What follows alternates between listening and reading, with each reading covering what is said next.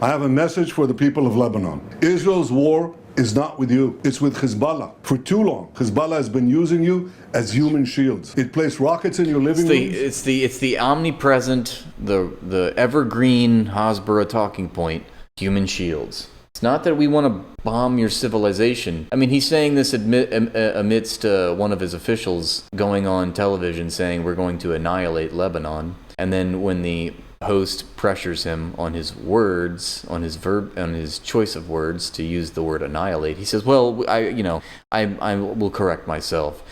We are not going to annihilate. We're just going to have Lebanon cease to exist in the way that it exists now." And then we have this evil, satanic cult figure talking about how the war is not with the people of Lebanon, but with Hezbollah. It's Hezbollah's using you as human shields. That's why we attack your homes. Ah, yes, the human shield defense. Who could forget? Like, how is this real?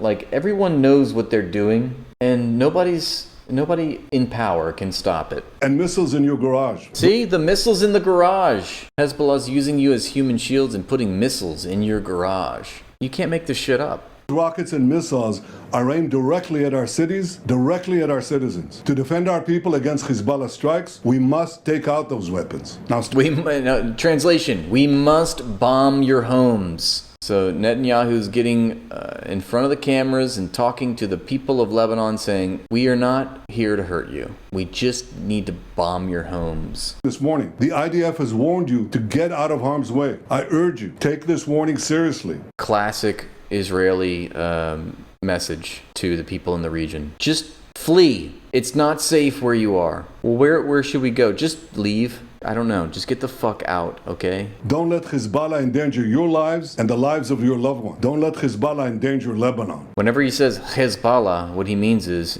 Israel.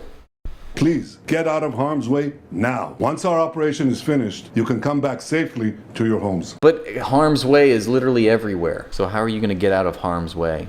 That's a great point. Why is he telling them to leave in English? I know we've talked about this yesterday as well, that when Israel wants to, like whenever Israel makes a message to the public, are they speaking Hebrew or are they speaking English? And if depending on which language they're speaking, that is very revealing. It tells you who this message is for. So why would you be talking to the people of Lebanon using English? That's not their language. And if you are, what an insult, right, to the Lebanese. No, that's because this information, this message is not meant for the Lebanese. This is meant for you and me. We're supposed to hear this and believe it and take him at his word. Look how cautious he's being. Also, just telling them, by the way, I mean, what's the implication here? What are they trying to say? They're trying to say, well, we told them that we wanted them to evacuate. We gave them evacuation orders. So it's really on them if they're, still, victims. Well, there's 2 points I would make to that. The first point is it's still a war crime. Either way you look at it, it's a war crime to just bomb a hospital.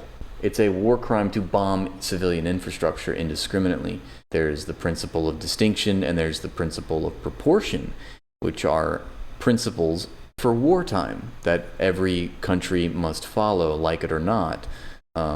So that's the first point. The second point is even telling them to flee for fear of violence, that in and of itself is a war crime.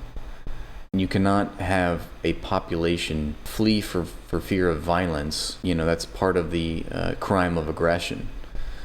So any way you look at it, you have to be a fool to believe this satanic cult-like figure named Benjamin Milikowski. Nixon ordered Cambodian genocide. Clinton sent cruise missiles to Sudan, people died.